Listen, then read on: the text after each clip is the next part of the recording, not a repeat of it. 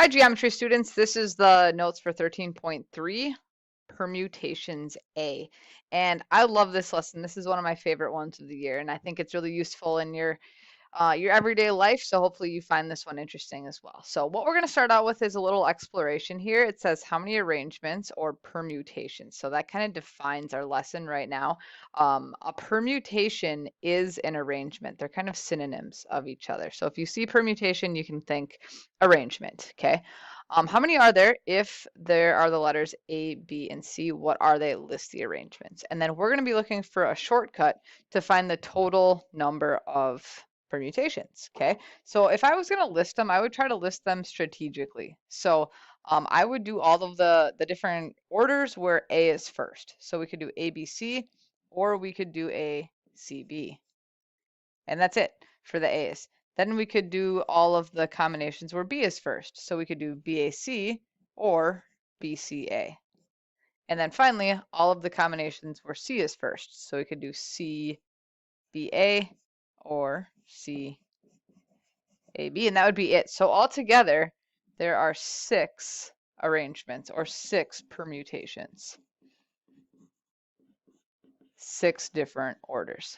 Okay, so what is the shortcut? Is there a shortcut? And we're not going to answer this yet. We're just going to think about it. So can you think of how you could use 3 letters and come up with 6? Like what would be happening with 3 different items to be arranged 6 different ways? Okay, so moving on to this NFL problem here, it says the commissioner is planning the NFL draft and he lost the order. So if there's 32 teams in the draft, how many possible orders are there? That would take forever to list all of them. So if there were 6 possibilities for just 3 letters, imagine how many possibilities there would be for 32 teams. So the list would just be too big or too many teams. That would be so hard. Okay, so there are going to be situations like this where we need some sort of formula so that we don't have to spend all day listing all of the possible outcomes. Okay, so down to kind of the meat of our lesson here.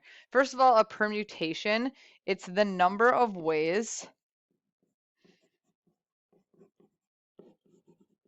that we can call them items, I guess, can be arranged.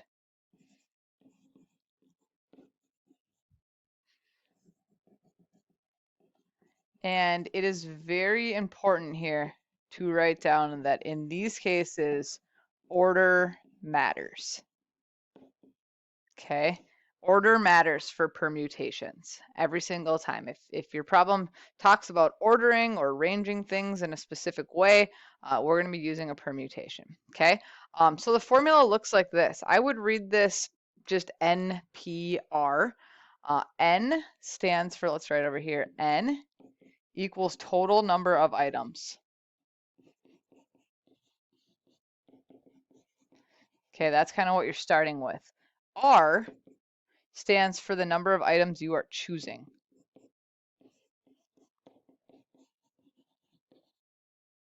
I'm going to go even more specific. Number of items you are choosing to order. Okay.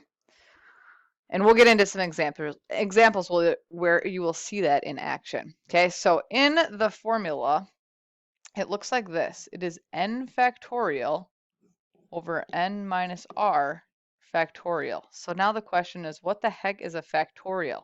Well, a factorial is this symbol, okay? And for example, if you had 5 factorial, it would be equal to 5 times 4 times 3 times 2 times 1.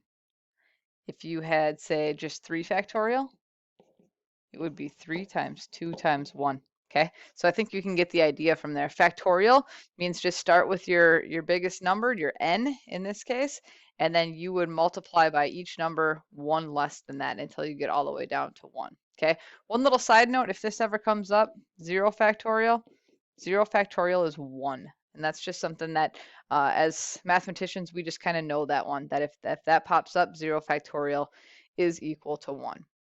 All right, so let's dive into some examples here and see how this works. So example A says that there are 5 people running the 200-meter race today at the track meet. how many different ways can they finish? Okay, so what I would like you to do for each of these is list your N and your R. So N is the total number of people that you are choosing from, total number of items. In our case, we have 5 total people. All right. How many different ways can they finish?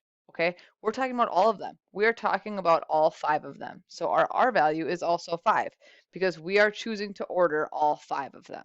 Okay, so then we'll do this. We will do 5 P5. So we'll have 5 factorial over N minus R, so 5 minus 5 factorial, which is 5 factorial over 0 factorial, which is 5 factorial over 1. This is just equal to 1, so that doesn't really do anything for us. So we just need to know what 5 times 4 times 3 times 2 times 1 is equal to. And that one we probably don't even need a calculator for. 5 times 4 is 20. 20 times 3 is 60. 60 times 2 is 120. And 120 times 1 is just 120. So there are 120 ways that those people can finish. Okay, I'm going to show you a different way. We're going to do this off to the side. Sometimes in a problem like this, I'll just think of it this way instead. I will think of, okay, we have a race and we care about all 5 places. First place, second place, third place, fourth place, and fifth place. Okay, so people are out running, running, running. Okay, as long as everyone is in the race, there are 5 people that could finish first. Any one of them could win. Any of the 5 could win. After that, once one of those 5 people crosses the finish line, there's only 4 left. So at that point, there are only 4 possible people that could finish in second. And once that person has finished, now there are only 3 people left that could get third. And now we only have 2 people left in the race. Between those 2 people, one of them could get fourth, and then the remaining one is just going to finish fifth. Once you have that down, multiply them all together, 5 times 4 times 3 times 2 times 1, and you end up with 120, the exact same answer. So you could solve those questions either way, either using the formula or just drawing out some blanks and filling them in that way. Okay, let's look at letter B then. So for letter B, it says there's 5 people running the race today, same problem, except this time we only care about first, second, and third place. So formula way first. You go back to using the red pen. N is 5, we have 5 people racing, but this time R is 3. We only care about 3 of them. So we would do 5 P3. Using the formula, it's N factorial over N minus R, so 5 minus 3 factorial, which is 5 times 4 times 3 times 2 times 1 over 5 minus 3 is 2, so this is equal to 2 factorial. And 2 factorial is just 2 times 1. Okay, well now you'll notice that there's a 2 times 1 on the top and on the bottom. So they basically are equal to 0. 2 divided by, or they equal 1. 2 divided by 2 is 1, and 1 divided by 1 is 1. So we can really just get rid of them. We're left with 5 times 4 times 3. 5 times 4 is 20. 20 times 3 is 60. So there are only 60 ways if all we cared about were the top 3 finishers. Okay, the other way then, you can decide if you like this way better. We only care about first, second, and third. Well, 5 of them could finish first. Once that person's crossed the finish line, there's only 4 left for second, and then once that guy's done, there's only 3 left for third. So 5 times 4 times 3, 5 times 4 is 20, 20 times 3 is 60. Same answer either way. Okay, now I'm going to show you one more trick. If you can grab a calculator from class, or even you can find one on the internet, or the Desmos calculator has it as well, you can actually just punch this right into your calculator. I'll show you how. 5, probability button, PRB. Go to the very first one, which says NPR, hit enter. 3, enter. And there's your answer, 60. Okay, so that probability button is right here. That's the one that you wanna click. That will give you permutations, combinations, which we'll talk about in the next lesson, as well as the factorial button. And let me know in class if you need any help finding that on your specific calculator. All right, moving on, we'll do a couple more examples here just to make sure that we have the hang of it. Letter C says a waiter takes lunch orders for 5 people, but quickly forgets which person ordered which meal. If the waiter randomly chooses a person to give each meal to, how many ways can the plates be arranged? So the key word here is arranged. If you see arranged, you should be thinking permutation. Okay. So we have 5 people. So n equals 5. And r is also equal to 5 because they all need a meal. Everybody gets a meal. We're not leaving anybody out. So this would be a 5p5. I'm just going to grab the calculator right now and do that. 5, oops, 5 probability, enter, 5. And there are 120 different ways. I think we actually had that exact same situation already. So 120 different arrangements. Letter D then. NBC has 15 comedy shows that they plan to air for their new fall lineup. It wants to choose 4 of them for a special Monday night lineup. Okay, in a lineup, the order matters. I'm going to add that. Order matters. All right, how many possible lineups are there for Monday night? So how many total things did we start with? 15. How many are we choosing to put into order? 4. So we have a 15p4. At that point, you could grab your calculator, 15, probability button, p4, and we're going to get a pretty big number, 32,760.